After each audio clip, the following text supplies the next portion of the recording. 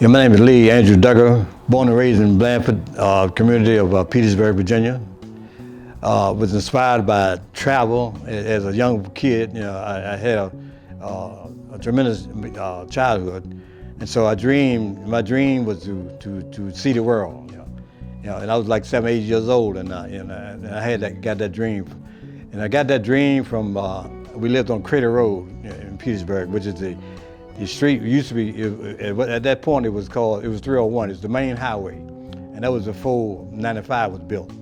So cars would come from north and south, traveling from north, going to Florida, going to New York, and they had to come by, to get that had to come that way. That's on the main road.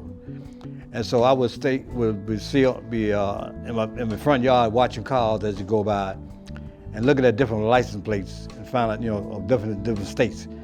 And that's how my dream of travel began. I wanted to find out that, I wonder where they're going. My thought was, I wonder where they're going. And here I am in Petersburg, a little town, and I wanted to try to, explore the world. And so at that point, I began to grow, I continued, the dream began to dwell in me more, deeper. And so I finished high school. I graduated Peabody High School in 1961. And because of my desire and my thirst for travel, I decided to join the military. Well, the thought came that a friend of mine, that we wanted to join the Air Force, But I got to thinking, I said, well, the Air Force is good, but I wanted to see the world. I know the Air Force didn't go around the world as much. They didn't do a lot of travel. I said, well, the only way I can see the world to travel is to go join the Navy. So I joined the Navy. Spending time in the Navy, 9.5 years of dishonorable discharge. But during that time, I was shooting, taking photography. I was just shooting, just as you travel to different countries, just a little small camera, just start shooting. But never really had a desire for photography, And so when I got out, just right after, prior to me getting discharged from the military, I began to get this passion for shooting, for photography, and that's where the desire came.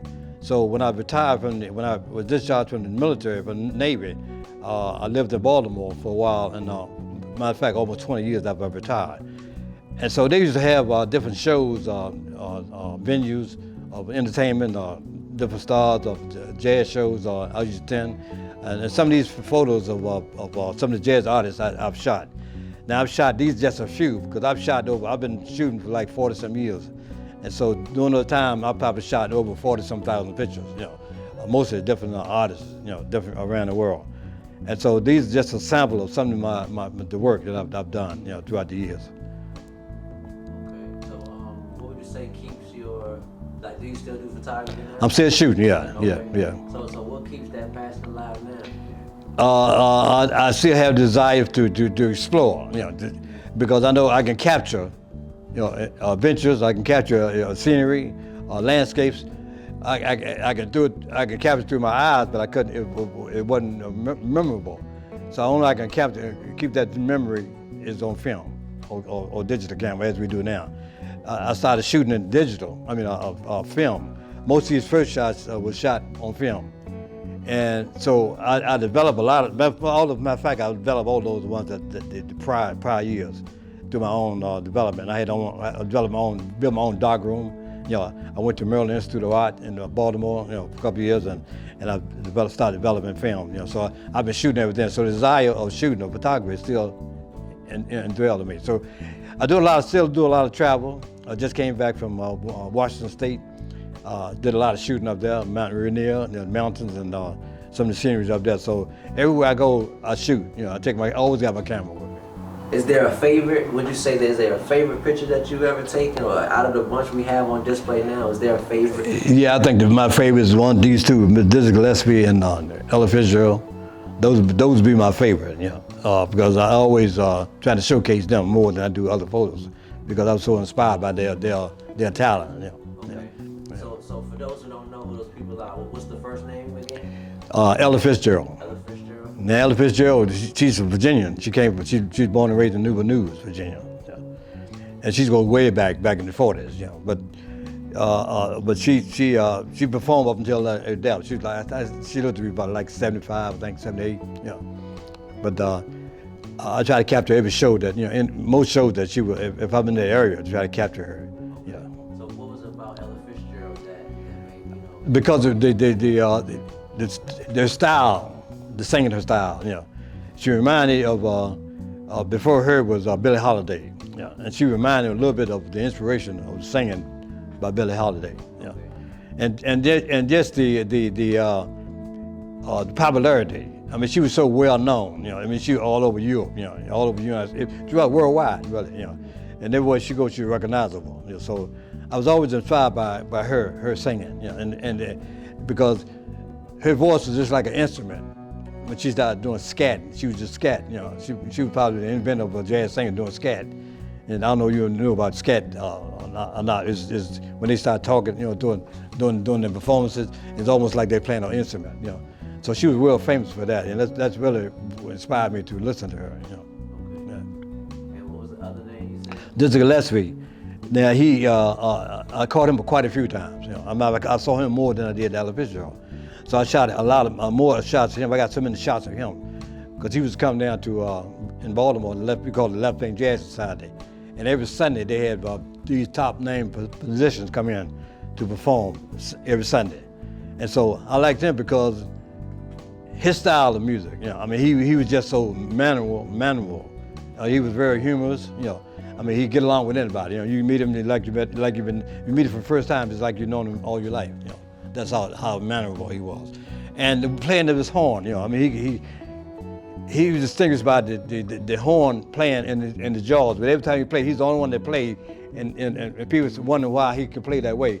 His jaws was always be inflated, by his playing. He never played unless you saw that, So that kind of, draw me to the attention to him and also because of his popularity. He was well known, and he played with a lot of other well-known artists, Charlie Parker, and matter of fact, Charlie Parker started what we call bebop.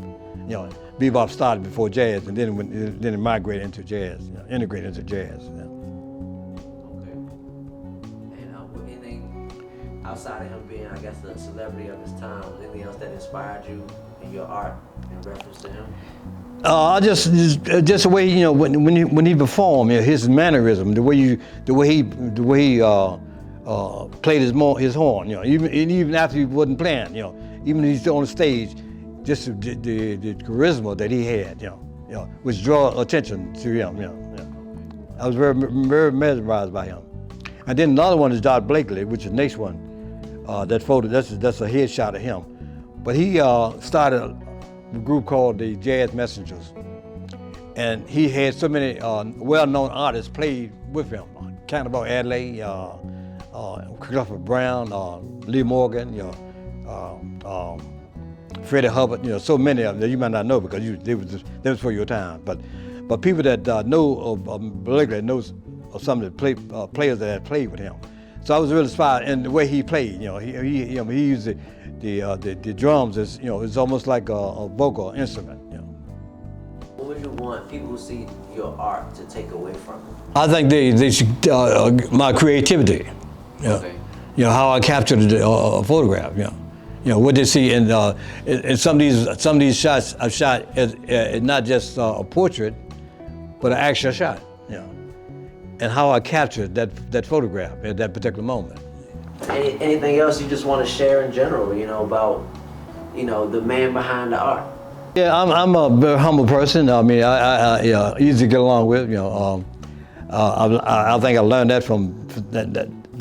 I think photography kind of helped me become the man I am. Because I don't take anything for granted. I mean, I'm not really hung up on a lot of issues. I just try to be low keyed and behind the scenes. I don't, I'm not a person that wants to be standing out to be recognized. I do things that people don't know that I do. Because I don't want to. I'm so humble. I try to be humble. And try to not to overpower myself over other people. Yeah, I invite you to come and view some of my work. I got more to offer. I got a lot more to what you see to offer.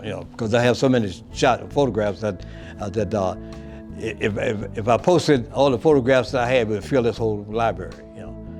Because I've been shooting for like 40 some years. You know, I started shooting with like 1978, you know. And from that point up until now. So if you count the time, you know, that's almost 40 some years, about 45 years or more, you know. And so I invite you to come and see some of my artwork and see some of my talent. I like to be critiqued on my work, you know, which will help me get better, you know. So I'm susceptible. I'm susceptible to criticism. You know, I don't mind being criticized because criticism helped me to grow, and it helped me to become a better photographer. How can people reach you if they need to, you know, contact you? Or... Yeah, I'm on email. You can email. My email address is Duggar6479@yahoo.com. My home number is 804-203-5134. And my cell is 804-704-4570.